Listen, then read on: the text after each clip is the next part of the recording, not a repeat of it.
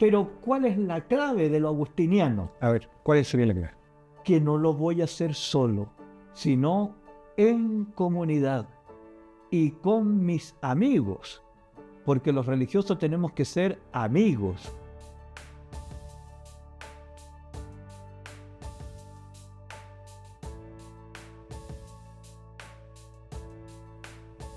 Bienvenidos a todos y a cada uno de ustedes a esta experiencia que vamos a iniciar juntos. Esta experiencia que hemos llamado Corazón Inquieto. Un espacio de conversación, un espacio de diálogo, un espacio donde nos puedes conocer, donde vamos a hablar sobre nuestra experiencia más íntima como comunidad religiosa. Vamos a hablar sobre la historia de nuestra orden, quién es San Agustín. Vamos a hablar sobre estas distintas cosas que nosotros podemos hacer como consagrados, como sacerdote, para que tú también te animes en algún momento a preguntarte, oye, esto que ellos están hablando, tal vez me gustaría ser parte de esa historia. Vamos a comenzar entonces el día de hoy con este primer capítulo de Corazón Inquieto, este corazón agustiniano que late ante la voz de Dios. Y para eso vamos a comenzar con un tremendo invitado el día de hoy, con alguien que yo conozco muy bien, porque vivimos juntos. Es alguien que vivimos en la misma casa, en la misma comunidad. De hecho, este lugar es el lugar donde nosotros vivimos, nuestro propio living, junto con nuestros vecinos que nos acompañan, que están acá alrededor. Y en este espacio quiero presentarte, Juan Carlos, el día de hoy, darte la bienvenida, decirte muchas gracias por aceptar nuestra invitación. Y nada, pues decirte que el día de hoy podamos tener esta rica conversación juntos. Bienvenido nuevamente. Gracias por estar acá. Bien, pues gracias por haberme invitado también. A tu propia casa. A mi propia casa. Juan Carlos, de las cosas de tu historia, que tiene muchas cosas súper interesantes, ¿no? Pero vayamos al inicio. ¿En qué año tú ingresas a la Orden de San Agustín? Bueno, mi primer ingreso, la primera vez, fue en el año 1976. Viajé de La Serena hasta Santiago. Perfecto. Ingresé al seminario menor en ese tiempo. Terminé mi enseñanza media en el Colegio San Agustín de Santiago. Venía del Colegio de los Barnabitas allá en La Serena. Que eso es muy famoso allá, sí, la comunidad. Entonces, y terminado la enseñanza media, hice el noviciado el año 79 y 80, porque eran 2 años, ¿verdad?, en ese tiempo. Después vinieron los votos. Pero cuando ya iba a ser la profesión solemne, me vino una crisis y decidí retirarme. Y me salí. Estuve 6 años fuera de la comunidad. ¿Qué hiciste cuando estuviste fuera? Estudiar y trabajar al mismo tiempo. ¿De qué estudiabas? Terminé teología por mi propia cuenta y comencé a estudiar educación. Educación básica. ¿Tú fuiste profesor durante esos años? Sí, fui profesor durante todo ese tiempo que estuve fuera en Peñalolén, en Santiago. Una buena experiencia, ¿no? En la escuela D215. Y que estaba metida en medio de la hormiga y la faena. O sea, esos eran mis alumnos. Bien, y en ese tiempo las cosas eran difíciles, ¿no? Sí, fue una instancia donde también uno aprende a crecer mucho, conocer esos distintos ambientes donde es parte también de nuestra vida. Oye, hablando de otras cosas sobre ti, hay algo que me interesa mucho y que a ver si lo podemos compartir con las personas que nos están viendo. Tú, hace pocos años atrás, sacaste un libro que uno podría llegar a decir que no tiene nada que ver con la evangelización o con cosas de iglesia, estos contextos, ¿no? Ese libro se llama Las Puertas. ¿Por qué no nos puede hablar un poquitito de ese libro? Porque, bueno, no muchos saben y conocen de que tú también eres un escritor, parece.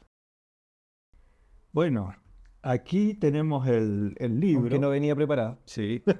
Aquí tenemos el libro Las Puertas, ¿no? Fue editado por la editorial Capitel. Perfecto. Que es la misma editorial de libros de mentira. Exacto. Entonces, se hizo el lanzamiento en el Centro Gabriela Mistral Yo estuve ahí en ese en lanzamiento. Santiago, claro. ¿Y de qué se trata? ¿Por qué se llama Las Puertas? Bueno, las puertas porque son las puertas del paraíso, las puertas de la plenitud. Ya. Y todo el mundo busca plenitud de vida, busca su felicidad, busca, en fin, su realización. Y entonces este libro es una búsqueda de eso. Son 3 jóvenes, Hamid, Astrid y Robbie, Mira. que empiezan un viaje. Y el libro está ambientado en Chile. Pero ya, ok. en Chile se encuentran con los pueblos autóctonos, se encuentran con sus tradiciones, se encuentran con sus culturas y van buscando esa plenitud. ¿Y la encuentran o no? ¿O eso ya tenemos que leer el libro para saber eso? Desde lo que tú nos Aquí se inicia la búsqueda, Ya. porque son 5 5 tomos.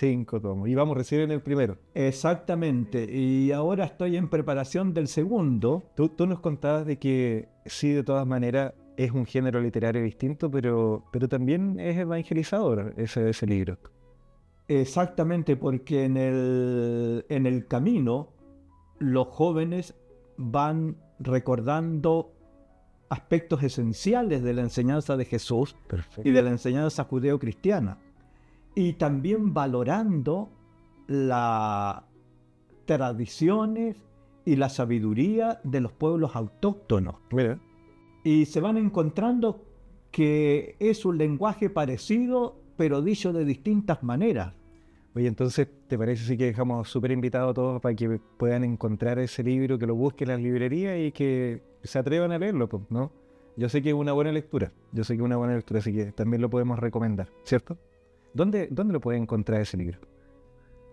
A ver, En las Paulinas creo que estaba. no, en las Paulinas no está, estaba en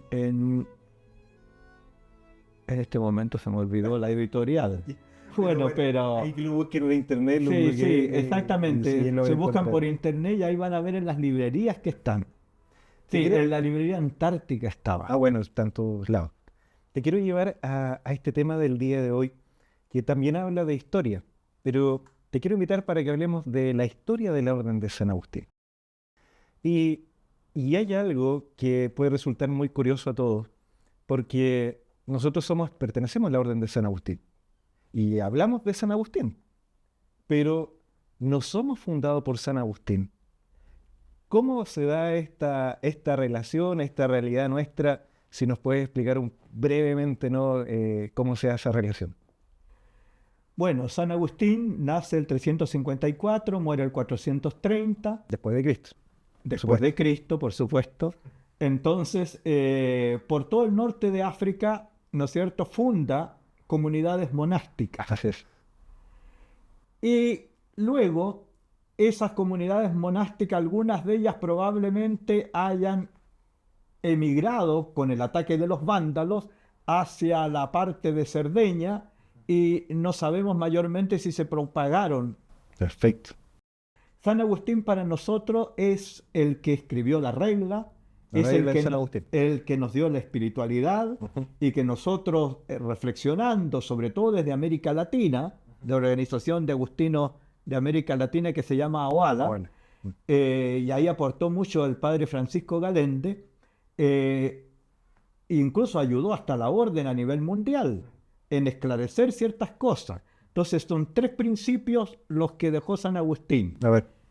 La interioridad, el conocerse a uno mismo y dentro de uno mismo a Dios. Lo segundo es la comunidad de personas, porque también Dios está presente en la comunidad de personas, Así. en la vida común, y cultivar sobre todo la amistad dentro de la vida común.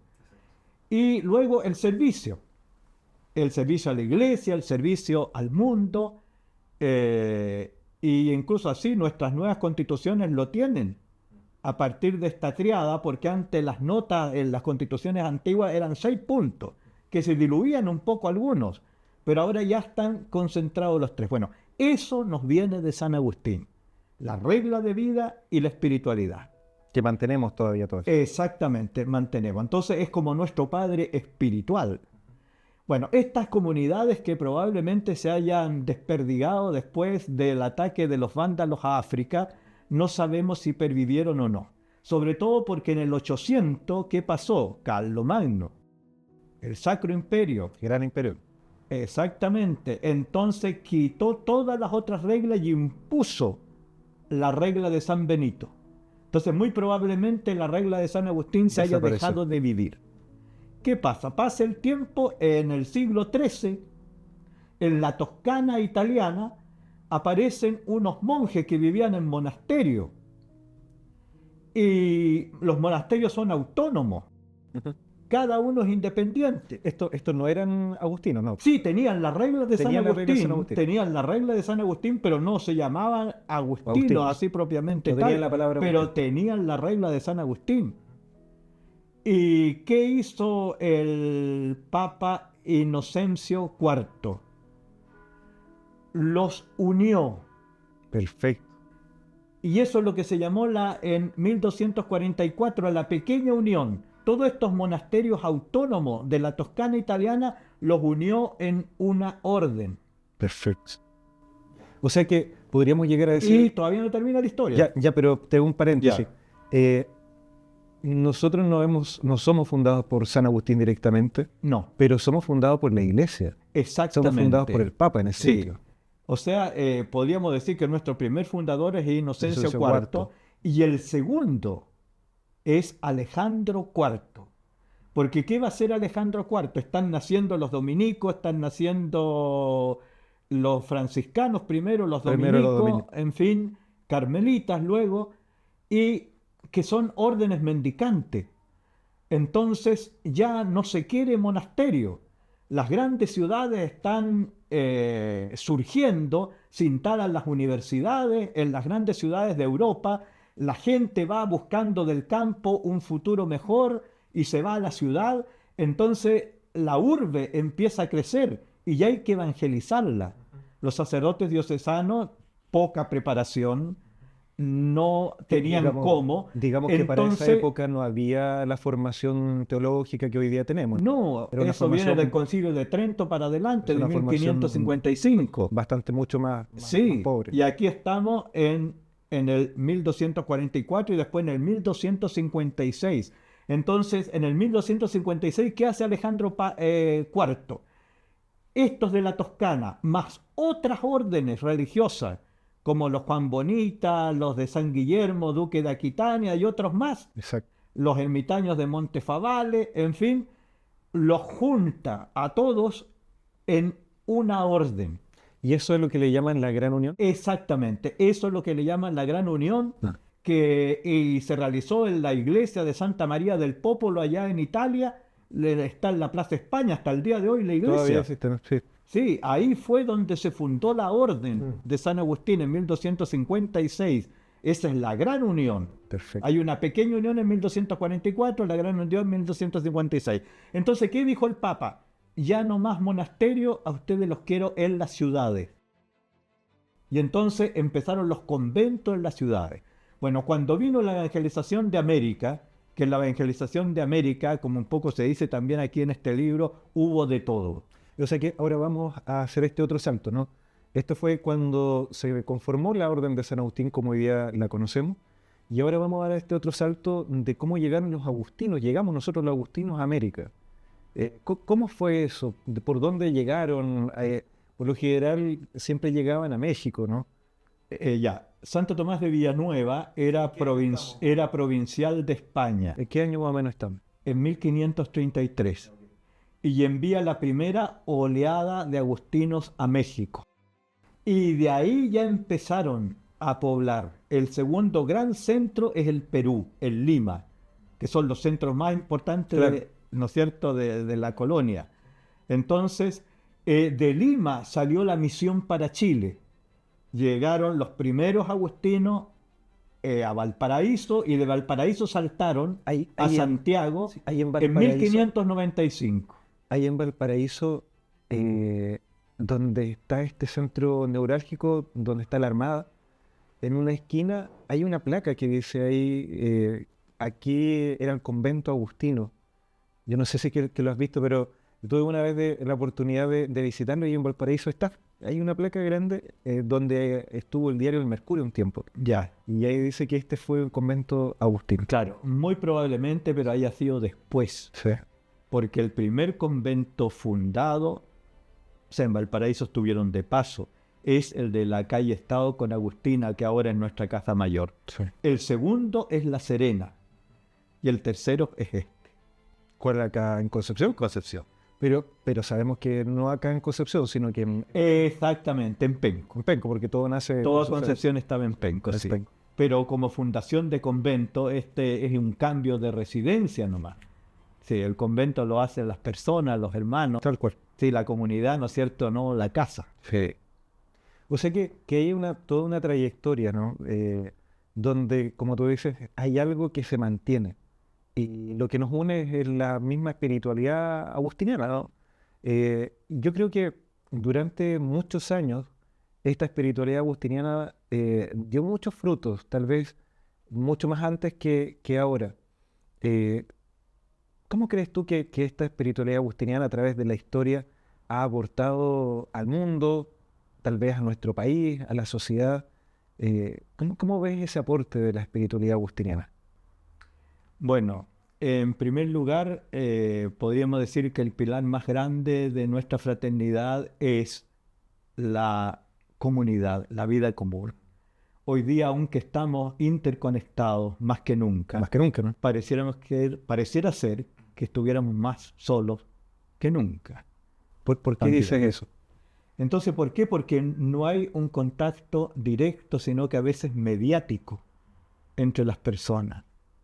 Entonces ya son pocos, a veces cultivamos con los amigos, que nos sentamos a comer, a tomar una cerveza y a hablar de la vida y arreglar el mundo. No sé si la nueva generación hace eso o no. Porque... Habría que preguntárselo a la nueva. Exactamente. Aunque no Entonces, estamos tan el viejos, digamos. contacto persona a persona, que es una riqueza Sí. y que no se tiene que perder. Irreemplazable, ¿no? Exactamente, claro. ¿Y qué es lo que nos hace humanos? Entonces yo pienso que ese es el aporte, uno de los aportes fundamentales. El otro, por la interioridad. La interioridad es el conocerse a sí mismo. Comienza por ahí, hasta llegar a Dios que vive, dice San Agustín, dentro de uno mismo. Tarde te amé, hermosura en las confesiones. Tarde te amé, hermosura tan antigua y tan nueva. Tarde te amé y pensar que te buscaba por todas partes y me perdí cuando tú estabas dentro de mí. Bueno, es un viaje hacia el interior que hace San Agustín. ¿Y qué hace en ese viaje hacia el interior? Se va conociendo, va tomando conciencia de sus ideas, de sus gustos, en fin, de todo lo que está dentro, de sus limitaciones, de sus capacidades. Va tomando conciencia San Agustín y continúa en esa búsqueda porque luego empieza a hacer un proceso de sanación interior. Las confesiones es eso. Sí. Es contar la vida para sanarla. Por eso que es caldo de cultivo, tanto para la psicología como instrumento de introspección. Es uno de los más grandes bestsellers que hay en la literatura universal. Sí, las el confesiones más de San vendido Agustín. después de la Biblia, ¿no? Así es. Exactamente. Entonces, y este autoconocimiento... Que pueden encontrarlo en la librería junto con tu libro también, ¿no? Exactamente, sí. Bueno, y entonces este autoconocimiento lleva a revisar la vida. Eso es las confesiones. Y a ir sanando las heridas de la vida para ir liberándose. Lo que dice Jesús en el Evangelio, la verdad los hará libres. Entonces, toparse con su propia verdad para sanarla y reconstruirse uno, creo que es un gran aporte ¿Tú crees que al mundo de hoy. ¿Tú crees que hoy en día necesitamos un poco de esa sanación? Exactamente, todos. Y por eso estamos nosotros aquí también en este camino. Porque nosotros mismos, ¿qué somos? Somos personas heridas que ayudan a otros heridos. Esto del sanador herido. Exactamente, sí. Y hay una frase de San Agustín en las confesiones que yo la pondría como en un marco. En un marco, ¿no es cierto? No en bronce, sino que en oro. A ver. Yo no escondo mis heridas. entonces las dice. Y por eso mismo, porque las dice a la luz de Dios, las va sanando. Y él mismo se va recomponiendo, rehabilitando. A ver, o sea, yo creo que este tema da para mucho, ¿no? Pero hay una experiencia de la que nuestra orden podríamos decir que es sumamente importante. Y nosotros muchas veces se nos hablan sobre cuál es el carisma de nuestra orden, ¿no? Hay otras comunidades religiosas que tienen como el acento y la identidad sumamente marcada. Y pareciera ser que nosotros no tanto, ¿no? Una vez alguien, en mi noviciado me acuerdo que le preguntaron al maestro novicio, le dijeron, bueno, dije un padre, ¿no? Era el padre Raúl Serrano, ¿cuál es la identidad de los agustinos? Y él dijo, el servicio a la iglesia. Queriendo decir de que no hay un apostolado en particular que nosotros realicemos, sino que nuestro carisma es servir a la iglesia. ¿Estás de acuerdo tú con eso? Creo que dijo parte de la verdad. A ver. Porque, en primer lugar, nuestro servicio no ha de ser solamente a la iglesia, Tal cual. sino al ser humano, a toda persona que necesite compañía, que necesite estímulo, que necesite medios también económicos, que necesite ayuda concreta. Entonces el servicio es algo cristiano. Jesús dijo, yo no he venido a ser servido, sino a servir y hasta dar la vida por los demás. Bueno, el servicio entonces a todo ser humano. Y también, si queremos más amplio, a la naturaleza, que son nuestros hermanos menores, como diría San Francisco, ¿no? Así es. A la naturaleza también. O sea, al servicio de todo. Pero, ¿cuál es la clave de lo agustiniano? A ver, ¿cuál sería la clave? Que no lo voy a hacer solo, sino en comunidad y con mis amigos, porque los religiosos tenemos que ser amigos. Eso es lo que quería San Agustín. El sentido de la amistad profunda, Exactamente. de las búsquedas en conjunto. Exactamente, eso de la vida con el otro. Y juntos vamos a hacer esto. Y no solamente religiosos y clérigos dentro de nuestra orden, también con todos nuestros hermanos laicos. Y las hermanas religiosas. Es algo que muchas personas identifican rápido de nosotros, ¿no? Este vínculo, esta relación cercana, esto de sabernos y creernos también que realmente somos familia. Mira, te voy a contar una anécdota. Por favor, ilumínanos. La hermana Annelies May, que es doctora en teología, tú la conoces. Por supuesto que sí. Entonces fue a hacer sus investigaciones al patrístico nuestro en Italia. Y estuvo ahí, claro, ella es sesuda, ¿no es cierto? Entonces, exactamente, estaba en sus investigaciones y todo lo demás, y se acerca el padre Agustín Trapé, que era el general de la orden en ese momento, y le dice, hermana, usted no ha almorzado. Y ella eso lo contó en clase. Ajá. Y la llevó al comedor con los frailes. Ella nos tiene un gran cariño, el Agustino. ¿Y por qué? El padre Luis Guerrero, Luis Ortega, Luis Guerrero también fue así, porque incluso admitió en el convento a un sacerdote diocesano que no tenía dónde vivir, el padre Luis Guerrero. Bueno, y el padre Luis Ortega, ¿de qué nos hablaba? De la acogida agustiniana. Me acuerdo que una vez, cuando todavía yo, en la segunda vez ya, ¿no es cierto? Porque después volví a la orden en el año 1990 y hice el noviciado de nuevo en Brasil y hice los votos. Bueno, cuando estaba en ese proceso, fuimos todos de la casa de formación a La Serena y a alguien se le olvidó avisar. Entonces llegamos todos Da patota. exactamente en la noche. Y los padres se desesperaron un poco porque no hallaban con qué atendernos. Entonces, ¿qué empezaron a hacer? Tenían unas pailitas individuales y tenían marraquetas.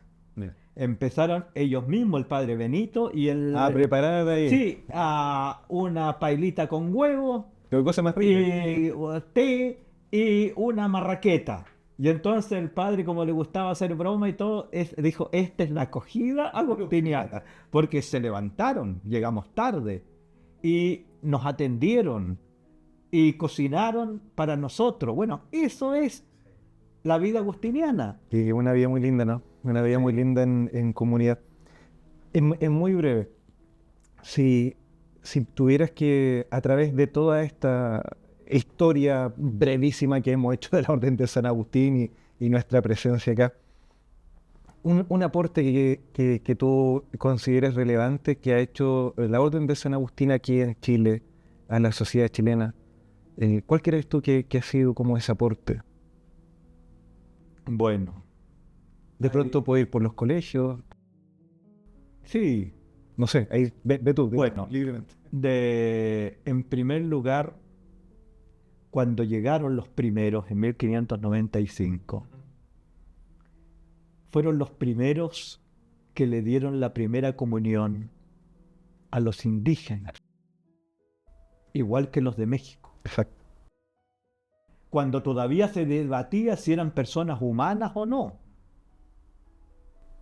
Qué discusión había en ese Una tiempo, cosa ¿no? que hoy día parece así, Sí. pero incluso en la corte española, con el rey presente y todos los eruditos debatiendo, en fin, y no les importó aquí a los agustinos nada de eso y los admitieron, los trataron como personas y los admitieron a la comunión, les dieron su primera comunión, empezaron a participar de los sacramentos. Entonces, cuando alguien estudia al comienzo la dignificación de la persona y sobre todo a lo religioso, que es el valor más alto que tiene un ser humano, porque cuando un ser humano alcanza espiritualidad, trascendencia, se eleva. Y es reconocido como un otro. Yo sabes que te quiero dar otro ejemplo también bien cortito respecto a esto, porque me tocó hacer la tesis de filosofía en esto.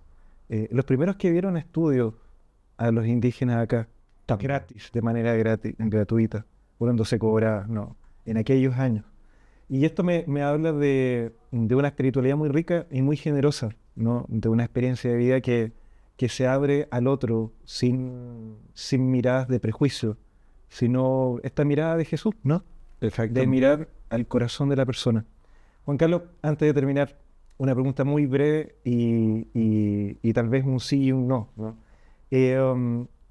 Si tuvieras que hacer nuevamente una opción vocacional, ¿volverías a ser agustino?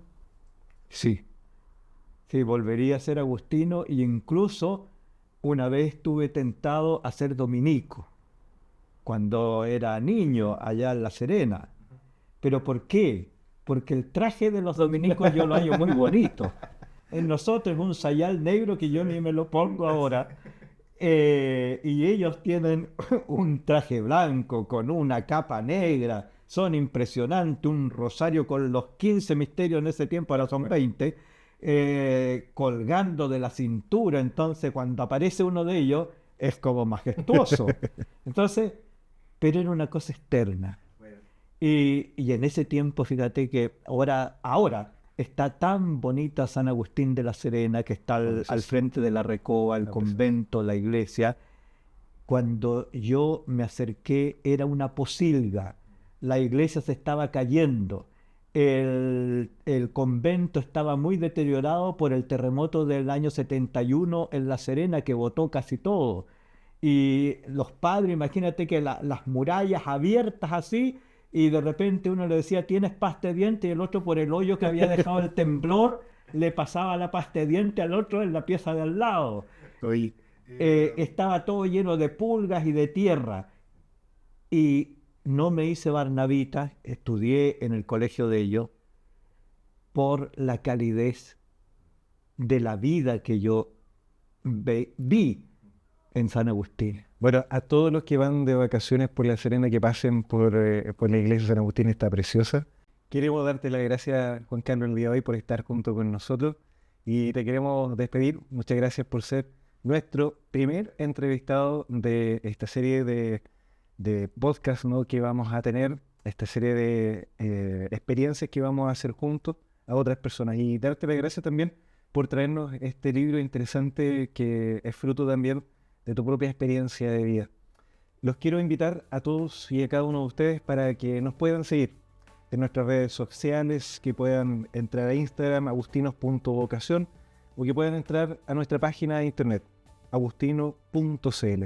Y si de pronto nos quieren escribir, bueno, pueden entrar allí a su correo y escribirnos a vocación@agustino.cl.